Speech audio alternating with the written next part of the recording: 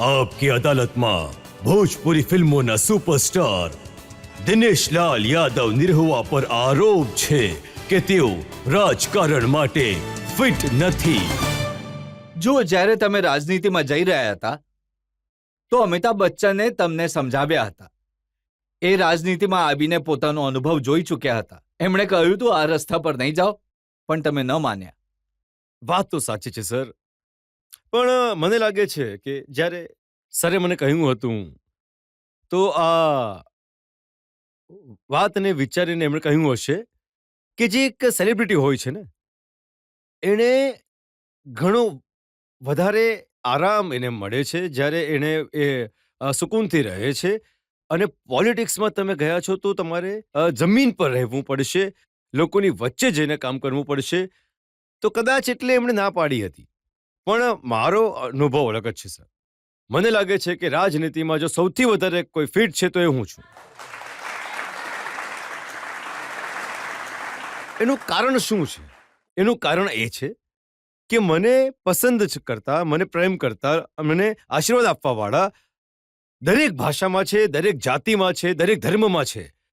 તો એવા જ તો પોલિટિશિયન જોઈએ છે જેને બધા પ્રેમ કરે, અને મને લાગે છે કે હું એટલે જ મોદીજીને સપોર્ટ કરું છું કે તેઓ એ નથી જોતા કે તમારી ભાષા શું છે, તમારો ધર્મ શું છે, તમારી જાતિ શું છે, તમારી પાર્ટી શું છે, તમે એમને વોટ આપ્યો છે કે નથી આપ્યો, તેઓ એ નથી જોતા।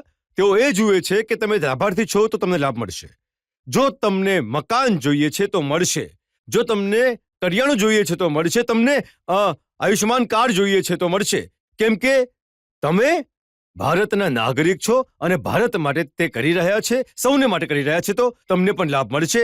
અને એટલે જ હું પોલિટિક્સમાં છું સર, કેમ કે મોદીજીને તો તમે હમણાં મળ્યા છો, એમના એડમાયરર હવે બન્યા છો। જ્યારે પાકિસ્તાને એક હુમલો કરી દીધો હતો હિન્દુસ્તાન પર, તો એ જોઈને મને ઘણો આઘાત લાગ્યો અને મેં ગીત બનાવ્યું कि अब ना छोड़िया पाकिस्तान के सबक सिखादा मोदी जी, अब ना छोड़िया पाकिस्तान के सबक सिखादा मोदी जी, सूतल जब ले शेर रहे तब तक गीदड़ ललकारे, लाखों गीदड़ भागे ले जब शेर झपट्टा मारे।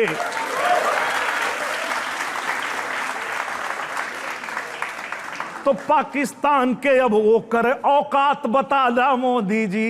અને એના પછી સર્જિકલ સ્ટ્રાઇક થઈ ગઈ, તો મને લાગ્યું કે વાહ, એટલે હું જે ગાઈ રહ્યો છું એ અવાજ પહોંચી રહ્યો છે। તમારા વિડીયોઝ મેં જોયા છે જેમાં તમે લોકોને કહી રહ્યા છો સાયકલને વોટ આપો। જ્યારે કોઈ સારું કામ કરે છે તો એના વખાણ થવા જોઈએ અને એનો સપોર્ટ કરવો જોઈએ। જ્યારે ધરતીપુત્ર મુલાયમસિંહ યાદવજી રક્ષા મંત્રી હતા, એ સમયે એમણે એક નિયમ લગાવ્યો હતો કે માત્ર ટોપી અને બેલ્ટ જ શહીદના એમના ઘરે નહીં જાય, એમનું પાર્થિવ શરીર પણ જશે અને સાથે એક ધન રાશિ પણ જશે। તો હું એમનો ફેન થઈ ગયો, હું માનવા લાગ્યો કે વાહ, નેતાજીએ તો આ કેટલું મોટું કામ કરી દીધું, હું એમનો એકદમ ફેન થઈ ગયો। એના પછી જ્યારે અખિલેશ યાદવભાઈ આવ્યા અને એમણે કહ્યું કે હું કોઈ માફિયાને ટિકિટ નહીં આપું, તો મેં પણ એમનો પ્રચાર કર્યો। બસ આજ તો જોઈતું હતું, આવો જ લીડર જોઈતો હતો જેમ કહે કે હું કોઈ માફિયાને નહીં આપું ટિકિટ, પણ હારી ગયા તો પાછા માફિયા લોકોની સાથે થઈ ગયા। ત્યારે મને લાગ્યું કે હવે તો બુલડોઝર બાબાએ આવવું જ જોઈએ।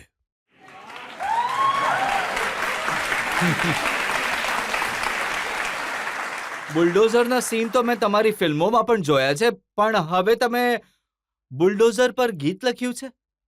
હા, મેં કહ્યું ને કે હું એ દિવસે ફેન થઈ ગયો હતો અખિલેશભાઈનો, જ્યારે એમણે કહ્યું હતું કે માફિયાને ટિકિટ નહીં આપીશ, પણ પછી જ્યારે એ જોયું કે આડેધડ બધા માફિયા લોકોને પ્રોત્સાહન આપવા લાગ્યા છે, બધાને આગળ લાવવા લાગ્યા છે, તો મેં કહ્યું કે હવે બુલડોઝર બાબાને લાવવા પડશે અને મારે ગીત ગાવું પડશે, અને પછી મેં ગાયું घुस जाला बिलिया में सांप बिच्छू गोजर, चलेला जब चाप के बाबा का बुलडोजर, चलेला जब चाप के। હજી થોડા સવાલો લઈ શકીએ?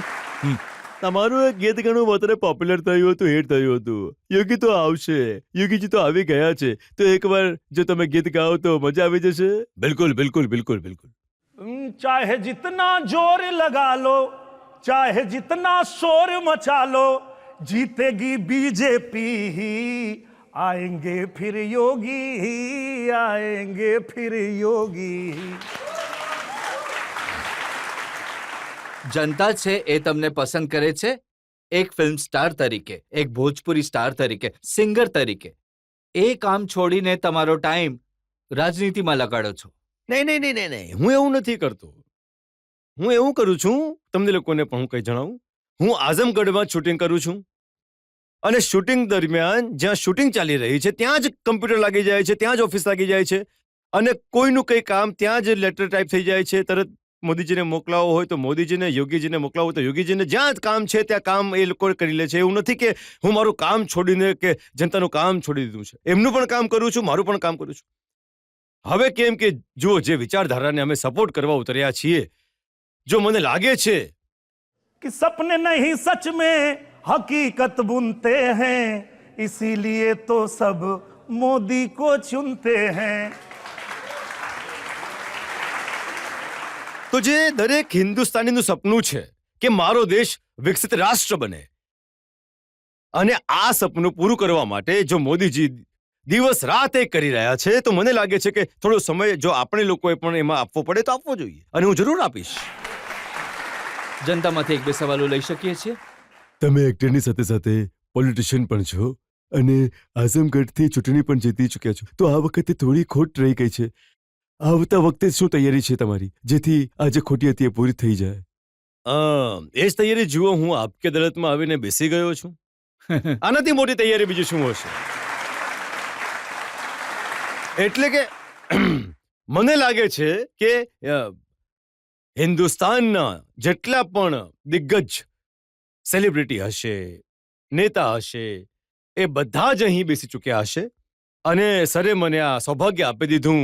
હવે હું શું કહું, આનાથી મોટું સૌભાગ્ય નથી.